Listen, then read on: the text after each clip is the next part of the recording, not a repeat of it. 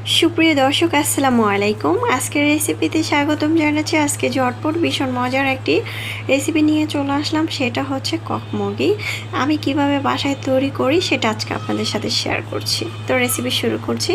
প্রথমে একটি প্যানের মধ্যে আধা কাপ তেল দিয়েছি, তেলের মধ্যে দিয়েছি পেঁয়াজ কুচি, 1 কাপের মতো কাঁচা মরিচ কুচি, তারপর হচ্ছে তেজপাতা, এলাচ, দারচিনি, তারপরে আদা বাটা, রসুন বাটা 1.5 টেবিল চামচ করে দিয়ে এগুলো একটু ভেজে নিয়েছি। তারপর আমি আগে থেকে গুঁড়া মশলা ভিজিয়ে রেখেছিলাম। এখানে কিন্তু টক দইও সাথে রেখেছিলাম।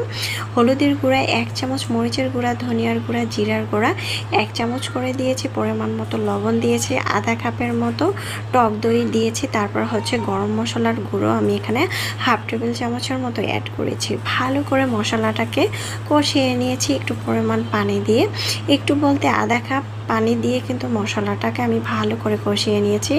মশলা যত কষাবেন তরকারি খেতে তত বেশি ভালো লাগবে।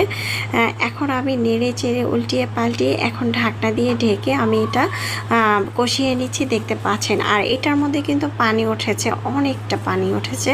পানিটা কিন্তু একেবারে আমি শুকিয়ে নেব। পানিটাকে শুকিয়ে তারপর আমি এখানে আলু দিয়ে দিব। আপনারা যদি আলুটা স্কিপ করতে চান সেক্ষেত্রে স্কিপ করে দিতে পারেন, তবে আলুটা দিলে কিন্তু খেতে দারুণ লাগবে। যাই হোক, একদম পোড়া পোড়া করে কিন্তু আমি শুকিয়ে নিয়েছি। তারপরে দিয়ে দিচ্ছি আলু, প্রায় 5-6টার মতো আলু ছোট ছোট করে কেটে ধুয়ে পরিষ্কার করে এগুলো একটু সেম কষিয়ে নিব।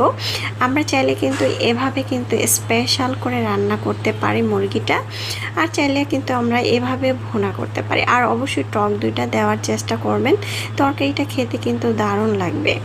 এখন কষানোর পরে দিয়ে দিচ্ছি পানি। আমি এখানে 2 কাপ পানি দিয়ে দিচ্ছি।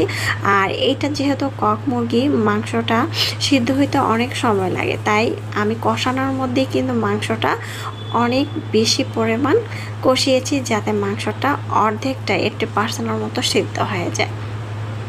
এখন দিয়ে দিব ভাজা জিরার গুঁড়াটা। অবশ্যই ভাজা জিরার গুঁড়াটা অবশ্যই দিয়ে দেওয়ার চেষ্টা করবেন। আর এই ঝোলটা একেবারে মাখা মাখা করে ফেলবো।